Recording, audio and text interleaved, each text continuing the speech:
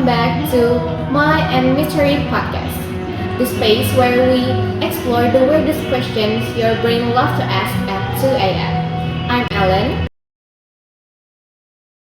And I'm Salad. Whether you're in your bed, in the car, or wherever at you, we're so glad you're in. Today's topic, the one mystery we all experience every single night, dreams. That's right. Today's episode is titled Why Do We Dream?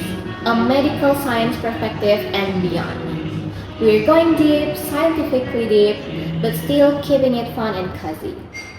Joining us are three amazing experts. Dr. Zahra, neurologist. Hello everyone, thank you for inviting me. Yes, and Dr. Reyhan, sleep researcher. Hello guys. And Dr. Aura, psychologist focusing on emotions and memories. Hi everyone, happy to be here. Dr. Zahra, walk us through it. What actually happens inside our heads when dreaming begins? So, before we dive into our dream, we need to step into some of stage. So, in sleep, there is 4 stage of sleep. We can see in here, there is first stage.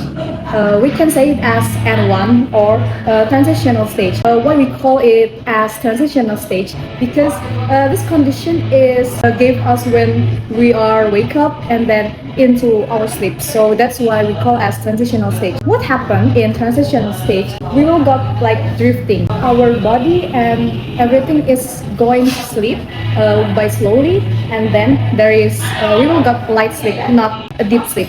And then the last, when we sleep, sometimes we often get some awake. So this is in the stage we got easy to wake.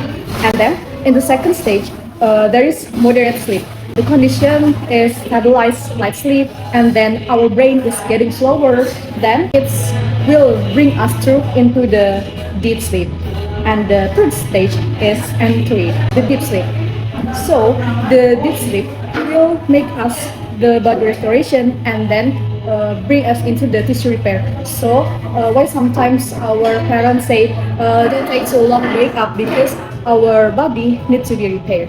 And the last, but this is not the last in the cycle of our sleep, because as what I say, it's about cycle, so there is no end of the stage. In the last stage, there is REM sleep. REM is rapid eye movement. Why I say is rapid eye movement? Because our brain is activate, and then our eye is going to rapidly move in here. So what happened in REM sleep? So for the first, there is vivid dreams occur. In the stage, we often feel like our dream is like, oh, so real, and then like we can feel it, but it's not a true thing. Then there is 3 activities in our brain. First, in the visual cortex. This visual cortex was the region brain in our back head. In this stage is activate. When the visual cortex is activate, we can see that visualization of our dream. So we feel like saw the dream, but we don't need to open our eyes. Then there is amygdala, an emotional activity. So when we got some dream, sometimes we feel like guilty and then like so happy. That because our amygdala is increasing. Then for the last is in the front of our head, in our brain, there is prefrontal cortex. So prefrontal cortex is reduced in our dream, reduce the logic. In the dream, you will feel like, oh, this is like real. This is just feel like normal because our logic is reduced. As what I say, the process is happen in the visual cortex in our back region of our head, and then the next is explain bizarre and vivid dream is imaginary, as happen in also in visual cortex, and the last is high emotionally activity, also low rational control. So high emotionally and low rational control is happen as well as say in the amygdala, also in the prefrontal cortex. Yeah, maybe that's all that I can explain to you before how our dream is happen. Yeah, we need to know how our brain is activate. Maybe that's all from me. So basically, our brain is running a full movie, but the logic department is on vacation. Yes, exactly. Because our emotional intensity up and then our visual imagery up.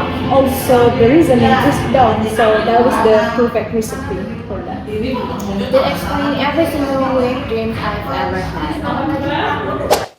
Some people say dreams are nothing but just a random brain noise. Dr. Reyhan, is that true? That's one classic theory called the activation synthesis model. According to this theory, number one, the brainstem sends random signal during REM. Number two, Hegel brain regions try to make sense of the thoughts. Number three, your brain synthesizes this signal into a story, the dream. One research paper pointed out that dream may simply be the brain's attempt to interpret internal noise. So the brain is basically improvising a story because it hates having unanswered questions. Pretty much, but not all scientists agree it's just noise. There's growing evidence dreams serve real biological and physiological function. Alright, Dr. Aura, let's talk about memories. How do dreams tie into that? Okay, so a lot of research shows that dreams help with consolidation memories. So, according to multiple studies, the brain replays recent experience and then memories get reorganized and strengthened, and then unnecessary information gets removed. And the last one is new memories linked with the old ones. So think of it like a librarian do reorganizing the entire library overnight. But except the librarian is your brain. So dreams are like the visual side effect of the brain cleaning up its storage system. Exactly, and that's why students often dream about their exams or musicians dreams about their practicing. It's because the brain is literally rehearsing. Okay, something everyone relates to, emotional dreams. Why do they feel so intense? It's because the amygdala, our emotional center, is very active during REM. But meanwhile, the frontal cortex, which usually regulates emotion, is quiet. So basically, according to one of psychological source, that REM sleeps acts like emotional therapy. It's because it helps us process stress, and then it softens painful memories, reduces emotional intensity, and the last one, it helps us regulate moods. So this is especially true for people going through grief or anxiety. So it's like free nighttime counseling? Yeah, that's right. It's because of full of emotional rehearsal. So, but without real world consequences. I love this topic. Is it true we can solve problems in our dreams? Yes, because when we sleep, our brain, the logic is will be decreased, so the creativity is will be increased more. According to one research article, dreaming promotes logic turn down creative connection unlocked, boosts insight, innovative thinking, connection unrelated ideas, and creative problem solving. And many creative insights reported come from dreams. So dreams are like the brain in the creative mode unlocked. Yes, that's the perfect way to put it. Okay, the big question. Do dreams actually mean something? Okay, Ellen, I'll give you short answer. So dream is reflect your internal world, not universal symbols. According to psychological research, dreams mirror your feelings, your stress, your desire, and recent experience. So it's no evidence that can predict our future or share another message from another universe. So interpretation is personal, not symbolic for everyone. So if I dream about being chased by a giant potato, it's not some cosmic prophecy. No, it's just like stress or you just hungry. Alright, listener, what a journey. For me, the biggest takeaway is this: dreams aren't random nonsense. They are deeply connected to our brain's memory system, our emotion, and even our creativity. They show that the brain never stops working, not even when we sleep. And for me, I learned that sleep is way more structured than I thought. Each stage plays a role, and REM sleep especially is like the brain's movie studio. Emotional, colorful, chaotic, but meaningful in its own way. Dreams are not just entertainment, but they are part of how we heal, learn, and grow. Huge thank you to our expert, Dr. Zahra, Dr. Reyhan, and Dr. Aura. Thank you so much.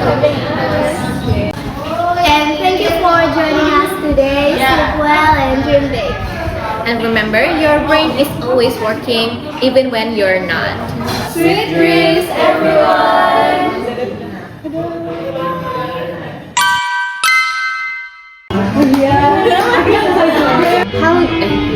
Ini orang nggak kelihatan kan?